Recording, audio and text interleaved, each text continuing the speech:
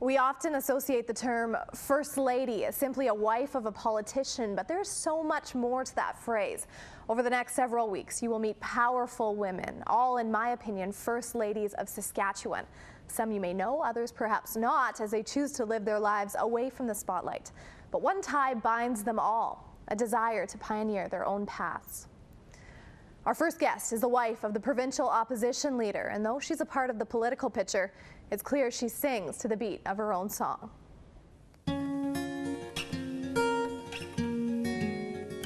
Ruth Eliason. I noticed you kept your maiden name. Mm-hmm.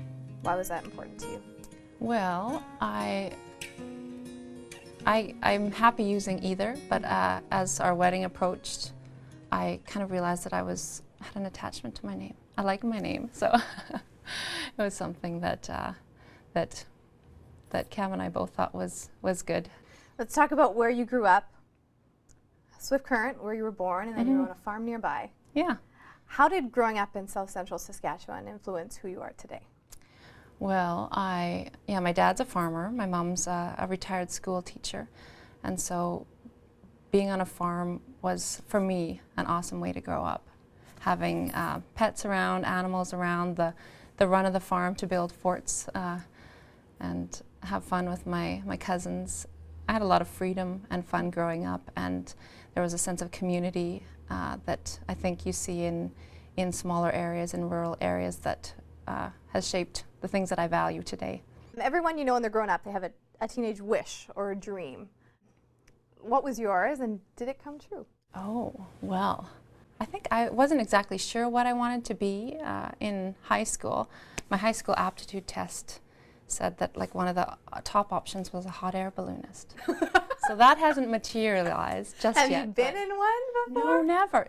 There's time though, right? Yes, there is time to do it. You take your little girls up there. Yeah. Oh, I loved music in high school. I mean, throughout all of my growing up, and I loved being with people. So when I learned about music therapy after high school and chose to pursue it, it just seemed like a natural fit. So let's talk about that musical therapy. I mean, you went off to BC to get certified. Lots of people go off to BC, leave Saskatchewan, and never come back. Now, did you ever think at some point in there that, maybe I won't come back, or was it always, that's home?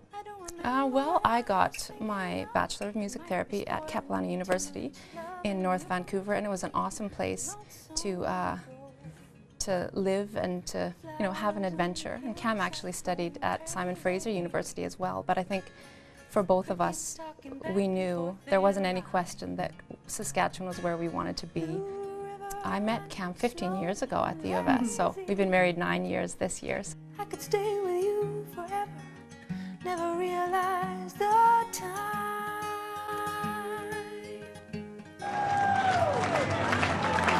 What do you think your role is? I'd say support him, believe in him, encourage him. What is the toughest part? Oh, the toughest part? I'd have to say probably how familiar and good we are at using Skype and FaceTime. Yeah. He's away a lot. He's here in Regina. Yeah, in Regina or visiting different parts of the province if he's on the road. Government's here. Cam's here a lot of the time. Why haven't you guys moved to Regina? Well, Cam, when he's here in Regina, he's busy.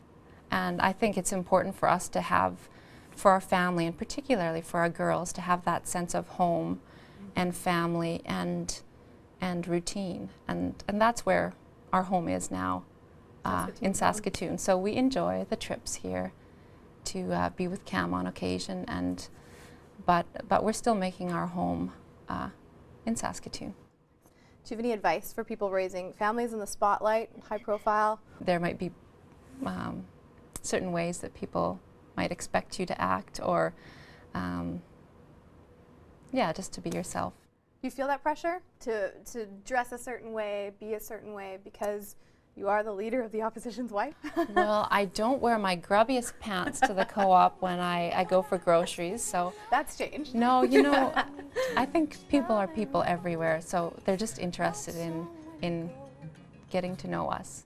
Flowers on the hillside growing crazy, crickets talking back and forth in rhyme. Kids are very young, 1 and 3. Yes. Do you think the politics and understanding what their dad does, you know, is affecting them in their playground and their life?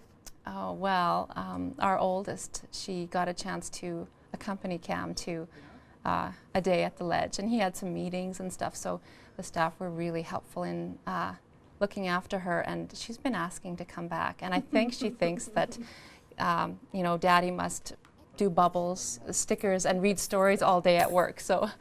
What have you learned about yourself after being a mom? If you've ever tried to answer a 3-year-old string of why questions, you get to thinking about, well, why is it that I do what I do? Or why do I believe what I believe? It's a real, it holds a mirror up to my beliefs and my values. Blue river running slow and lazy.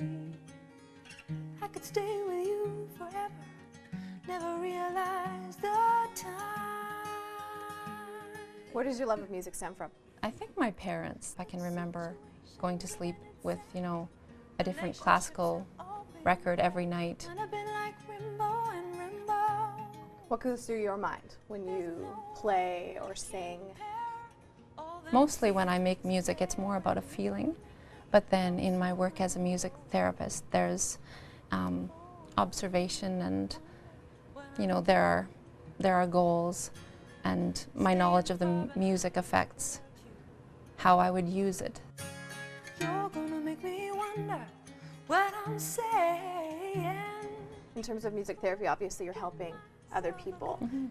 Do you find that music is a therapy for you as well? Oh, always, yeah, yeah. And especially in my work as a music therapist, I find that in my interactions with people, I get gifts too, whether it's the things that I learn from people or just the privilege of being able to be there to experience things with them or be alongside them in a challenging but really precious time. Okay, I'm going to ask you my fabulous 5 questions. Hope you're ready. If you could do any reality TV show, what would you choose and why? Well, I love to eat. So is there any reality TV show that has anything to do with food or cooking? I think you could cook. You could cook. Master Okay. Chef Canada. Are you a cook? Are you a good cook? I love cooking, yes. Right now I'm kind of in love with pumpkin pancakes. Pumpkin Yeah, pancakes? they taste like pumpkin pie, and so it's a pretty decadent Saturday morning treat, but with a little bit of whipped cream and maple syrup. I was going to say a little ice cream the or best. something on there. It'd be great.